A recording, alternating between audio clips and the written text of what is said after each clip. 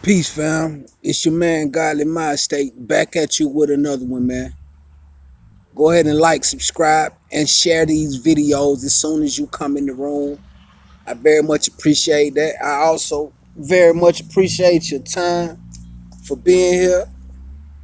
Man, we got to talk about it, man. We got to talk about this Amber Guyger situation. And I specifically waited for, what I'm saying, for this case to play all the way out before I even made any type of comment on it. Just for the simple fact that I know we're in America and it, it was totally unpredictable. First, it was unpredictable if she was gonna even get convicted in the first place. That was the first thing that was unpredictable, and the second thing that was unpredictable was her sentence. And if you've been following the news closely, then you already know that this lady. Well, let's start at the beginning. Let's start at the beginning of meeting Amber Guyger. Now, on her way home from a shift, okay, let's we're gonna go ahead and destroy the case that she was, whether she was in her right mind or not.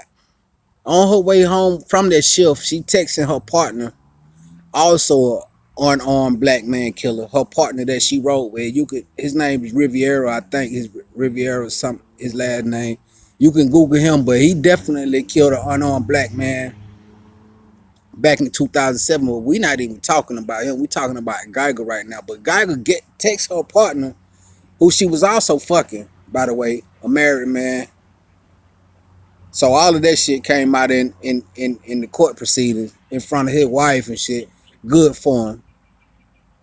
I ain't good for him. I'm not even gonna go any deeper, but Guyger texted this guy and told him, what's up? You want to get together or whatever? She asked him, did they want to touch? Of course, both of those people, Amber Guyger and Riviera, they erased the text messages. So that's basically destroying evidence in the case. But they destroyed the text messages that they even been communicating.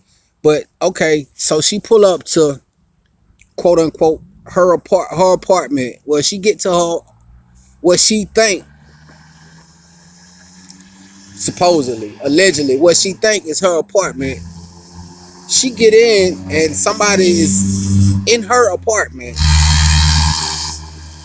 She shoot the man dead.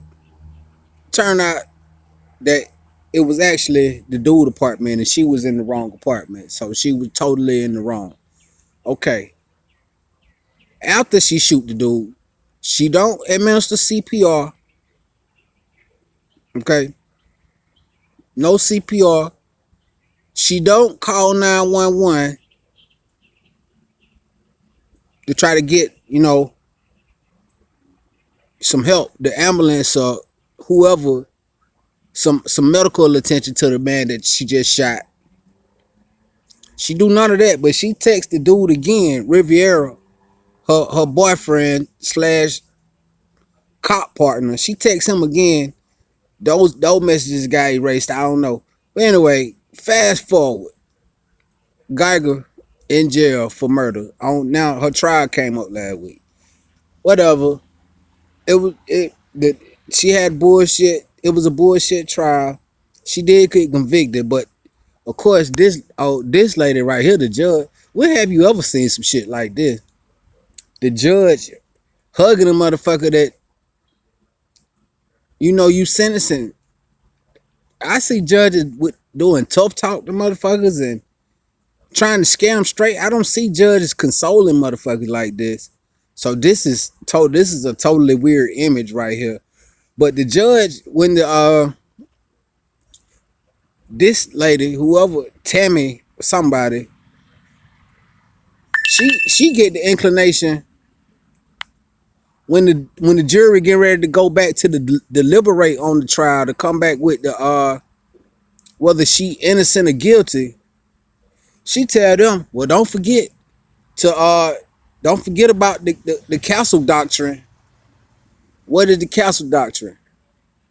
The castle doctrine is basically Texas version of stand your ground. So it's saying that if you at home or you perceive to be at in a at a place where you supposed to be, that you got a right to kill, shoot, or whatever, stand your ground. So she giving that to the jury on their way back to the deliberating room. Like, don't forget now, she just thought she was standing her ground. Judge, I think why you building a case? Why you trying to build a case for this lady, Judge? I thought surely that you was straight up and down the middle. Supposedly, that what you would have us to think. But anyway, they go back. They find Guyger guilty. Okay, so that was what, maybe a day or two ago, and I knew then. Don't jump out there. And, I will take it as a small victory for black people because it's been numerous, more than you able to count. It's been numerous times that the police have got away with shooting and killing a black man or just total brutality and get away scot-free. Not 10 years, not one day. So it is a small victory, but I knew not to jump out the window and, yeah, this is so great. No, because we got to wait till her sentence. Well, today the sentencing came down. Now, this judge, this lady right here, it was up to her. She could have gave the lady between 5 years and 99 years for the murder that she committed. Well, her, Tammy, I don't even know her last name. Don't feel like doing the research to find what her last name is. I could easily Google it right now, whatever. But if you want to know her last name that bad, you find out. But she basically gave her the minimum amount of time that she could give her, man. She gave her 10 years on a fucking murder, a bloody murder, a cold-blooded murder. Trespassing. It's so much shit. You came in a man's house and killed him dead while he was eating fucking ice cream on his sofa. And so she basically give the lady 10 years, slap on the wrist. This lady might be 30 years old right now, 28, however the fuck old. Let's see how old she look in the face. I can't tell how old she is, but 10 years from now, she still will be a young lady. So you mean to tell me you get to be God and snatch that man's life from him by accident, supposedly. So if you apparently not coherent enough to be anybody police, but you supposed to be well qualified in all actuality. You supposed to been through this training and that training and know how to engage situations with the proper amount of authority or the proper amount of resistance or whatever. But no, you so off tilt when you come home that you go to you go to the wrong apartment. Secondly, you can't even listen to the man when he tell you in the wrong apartment. Thirdly, your immediate notion is to come off your hip and shoot to kill. And yes, when she was on the stand, she did testify that she intended to shoot to kill. That's part of the police training. Shoot to kill. So if you can't implement that tactic with discretion, why are you out there and who the fuck put you in a position to be right there? Like, what is the purpose of you being an authority figure if the only thing that you know how to do is abuse your authority? Why in the fuck would I render any power over me or comply to anything that you say when this is the outcome either way? I end up bleeding out either way it go. But I said all that to say, this This lady, she got a 10-year sentence off of that. From this lady right here, this mammy and ass judge. And this picture right here is my kind of a final, it ain't no point, but it's the final image that I would like to go over. And I let me just keep it all the way gangster right here. I lifted these pictures off of Tariq Nasheed page, okay? Just in case anything come from anything. I definitely lifted both of these two pictures, right? This picture and this picture. Got both of them from Tariq Nasheed page. I ain't gonna lie, I went to Tariq. I listened to Tone. I wanted to just get a little bit of insight before I did my video. Cause those are smart brothers. And I know how I feel and I know how to articulate, but I still wanted to get a piece of what they were saying, to try to implement it into what I had to say. But back to this picture now. If you don't know, you'll never guess who this is right here. Hugging Amber Guyger. Of course, Guyger is the blonde. But this black dude right here, who you think this is, bro? Who you think this is, sir? You got it. That's Botham John's fucking brother. So you mean to tell me that this lady who just took life from your brother, basically scot-free, a 10-year sentence, think about how fast the last 10 years went by. So she basically got out with a slap on the wrist. If she got a 10-year sentence, she might do 4.5. She might do 2 of them motherfuckers. This is America. What's the nigga Childish Gambino shit? This is America.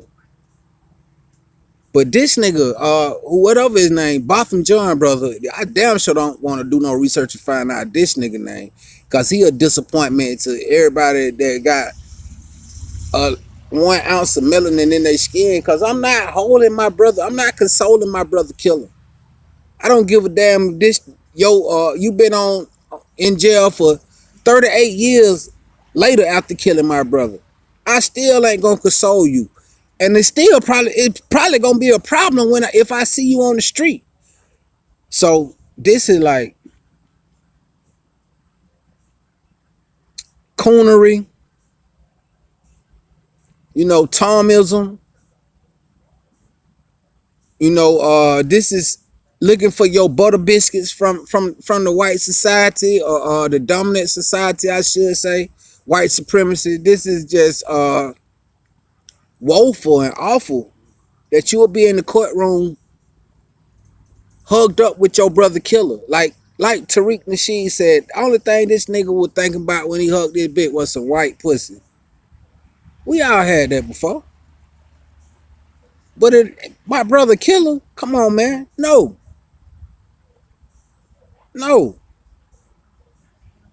So, family, I guess in conclusion, I would like to say that I'm very much glad that Amber Guyger get to go to jail for however the fuck long she get to go.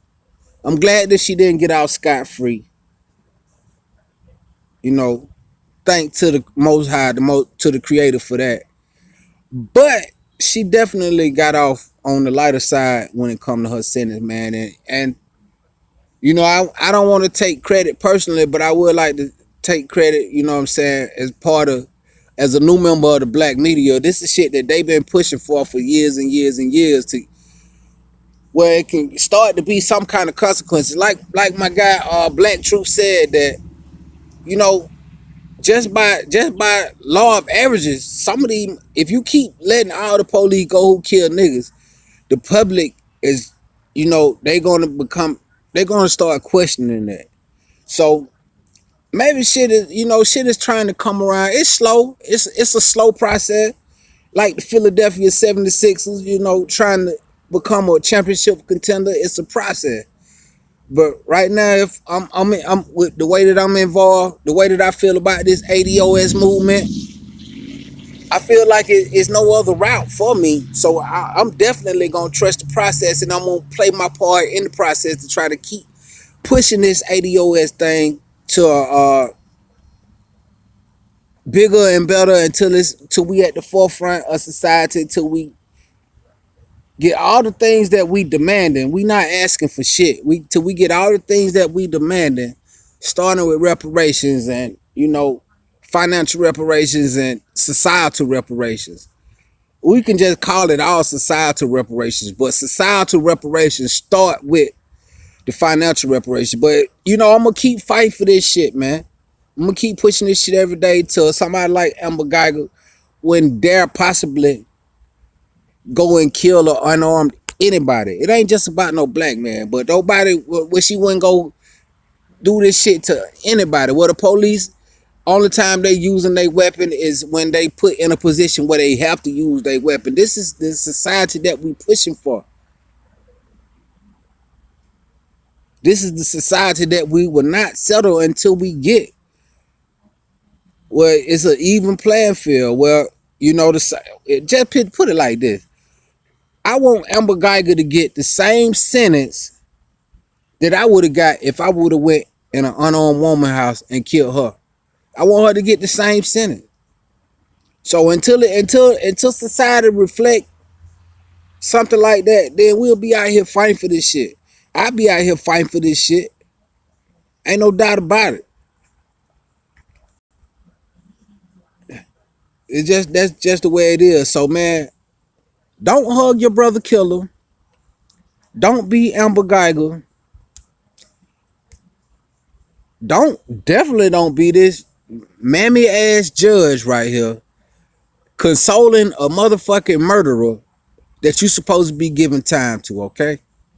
I'm gonna leave that right there, man. I'm pretty much sure that you see how I feel about the situation.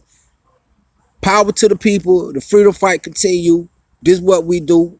Come back to my channel for more talk like this and more real situations, man. I appreciate your time.